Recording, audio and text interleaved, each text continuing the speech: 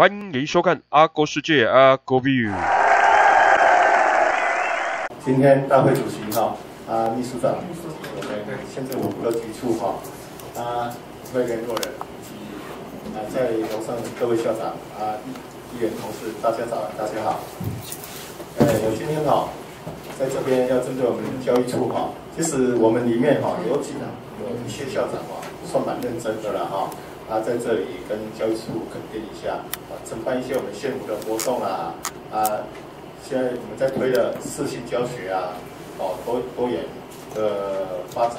所以说在很多学校，我发觉说校长利用很多时间去培养一些特色教学，我觉得这个是可以肯定的在这里要请教我们的处长现在最近台风连续的来我们营养午餐的部分是蔬菜也好，水果也好，都尽量很多嘛。现在这部分因为小孩子成长的阶段，而且是在学生的阶段现在这些营养成分营养的成分跟他厂商开出来的菜单，我们教育处是不是有实际落实去清查过，去抽查？教育处长先答复一下。请王处长回答。感谢主席，感谢陈明达议员对我们校长的勉励支持，以及对于我们营养午餐的一个关心。那的确就是说，事实上这是一个全国性的问题包含就是说，因为台风过境以后，整个的菜价跟所有的原物料都大涨。那不过我们大概在目前我们根据学校营养午餐的调整，其实我们在就是说在这个学期其实就有微量的做就是营养午餐费的调整。那这个部分也反映在很多厂商它的一个供货跟成本上面。所以就是说，即使菜价有调整，那目前我们厂商也会根据菜价它的一个调整去做整个菜单的拟定。那目前菜单，因为我们有配营养师，所以包含菜单以及它的一个所有的原物料的一个就是登记的平台，我们都有进行。还有就是卫生局会跟我们的就是体健科这边会有一个联合稽查，会不定期的到学校去做厨房以及营养午餐的一个联合稽查。我是觉得这个稽查一定要落实一点而且我们学校有配置营养师嘛，这个营养的配置一定要达到一个均衡，不可以说现在因为台风的关系，蔬菜少了，水果少了，我们就达到一个不均衡，这个对一个小朋友的身体发展是非常的重要。还有一个就是说，现在我记得中正国中现在是用一个中央厨房现在完工了没？目前预计在11月或是就是预计在11月底，但是目前就是工程还在赶工当中。大约什么时候可以完成？我们大概也在跟中正国中的团队来做协商。那因为它会在试营运，所以大概会在11月底到12月初。这个中央厨房可以供应多少学生？营养午餐？预计是4000人。4000人的营养午餐，你看，这个我们是要采取公办民营还是公办公营？目前因为学校的整个考量，一方面我们并没有就是这么大的一个厨房的量体跟供应量，它包含1所国中、3所国小，还有一个不管是主厨房，还有一个参与就是整个餐运送的情况。那这个部分因为学校的团队比较没有经验，所以我们第1年会采公办民营的方式，但是食材的部分会希望能够以自行采买来进行。公办民营的方式，像这样一个市场机制跟谁来得标以后，跟其他的竞争业者，他是不是有一个优劣势的区隔了？当然有。他得到我们这个中央厨房的得标者，跟其他一般民营业者，是不是竞争力就落差很大？因为他已经没有这些主要的设备，也不需要场地的租金，他是不是有提一个回馈制度还是怎样？有没有？这个目前就是要订那个协约。那当然，我想公办厨房它有一个很重要的精神，因为如果是私人的商家，它要反映在非常多的设备、人事成本以及它的原物料，所以能够回馈到我们孩子的整个营养的所得，它基本上会比较有利润的考量。那公办民营的厨房里面很重要的，因为设备费是由我们这边来做基础的提供，那所以这个回馈以及它的一个怎么样优惠的部分，这个还要透过我们的契约来做协商。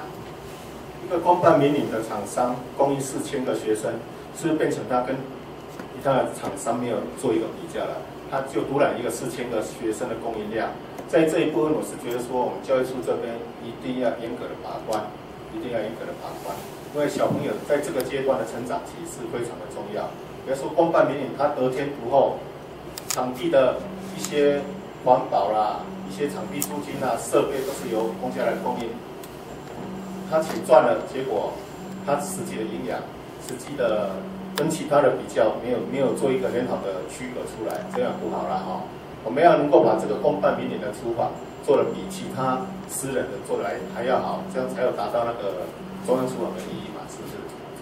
我非常赞同陈议员的建议哈。那其实公办民营这个民营，这个民其实它有透过就是说不只是我们目前的厂商，我们也希望，其实事实上我想。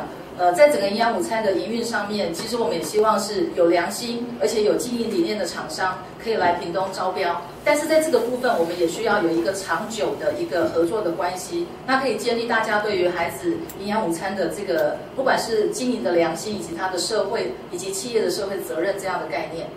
我相信这个也是所有家长在关心的议题啊，营养午餐是所有家长在最关心的议题啊。在这里，本期希望教育处真的是能够对这个中央厨房能够有一个好的开始，好不好？好，我们一定会做。好，处长请说。谢谢。在这里哈，要请教那个我们文化处长了哈。我们文化处长哈，吴处长可以算说，在我们台湾整个全国是一个很有文化的气息的人士了哈。以前我也常常看到处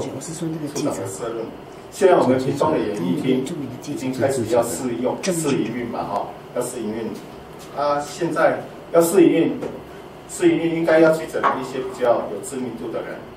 过来我们屏东表演，去吸取一些人潮。因为试营运这个也不只是一个文化的发展，也要考量我们这里的要收支能够稍微能够平衡。在这里，我要请教文化处长了哈。我们这边屏东地区有一些街头艺术表演者嘛，我们是不是有考虑到说把他纳来这边做表演？处长。我们处长请回答。谢谢主席李议员，谢谢陈议员。关于演艺厅的这个试营运的过程里面，当然我们一方面是希望找这些比较有名的团体。来试营运的过程里面票房比较好，但是试营运有一个非常最重要的目标，就是请不同的性质的这个乐团来表演的时候，我们去检查这整个演艺厅的设备到底哪里有没有问题，是不是存在一些问题？比如说我们请这个管风琴来演奏的时候，我们就会看到管风琴演奏的时候会哪一些有些问题。如果我们是请一些交响乐的时候，我们就可以检查出更细腻的这个演艺厅的一些音响设备哪里是不是有问题。处长的意思就是说，透过试营运来发掘问题，所以才能够改善就对了。对，试营运就是验收的一部分。那不错了。还有我们屏东县街头艺人、艺术表演者，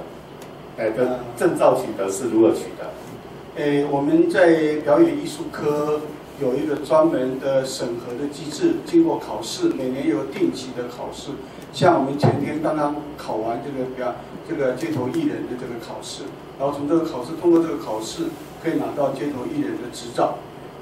那执照只能适用在屏东表演吗？在屏东拿到的执照原则上是如此。处长，我觉得你应该很了解嘛，要成为一个艺术者、艺术家。可以说是要透过很长的学习阶段，音乐也好，创作也好，设计也好，可以说是非常辛苦的一条路了哈。我是觉得说，以处长的身段，的辈分，在我们整个国家的辈分，应该我是觉得，现在我们都在推南高平衡嘛，我是觉得说，处长你是不是能够建议这些文化工作者跟这些文化执行者，能够把南高平衡的街头艺术表演能够整合在一起，才登录制不要说在屏东，我想说，譬如说在高雄，他取得这个艺术表演证，他应该也可以到屏东来这边做艺术表演。屏东取得了艺术表演证，可以到台南、到高雄，只是去做一个登录的动作。我相信说，能够取得这个证照，应该我们也是很严格把关，也是不简单才可以取得。然后我要到高雄表演，我要重新去那边取得一个证照，我是觉得这个等于说重叠交嘛，已经太繁复了嘛。请处长这一部分可不可以努力一下？是，谢谢议员，这个意见非常好。我想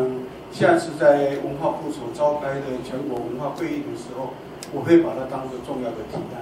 由文化部来统合这些各县市的文化局，大家起了一个协议。如果在某个县市考上这个街头艺人的话，能够到别的县市、跨县市去演出。这个是在文化部的全国文化会议里面，如果大家做成这样子的一个整合，我想是可以的。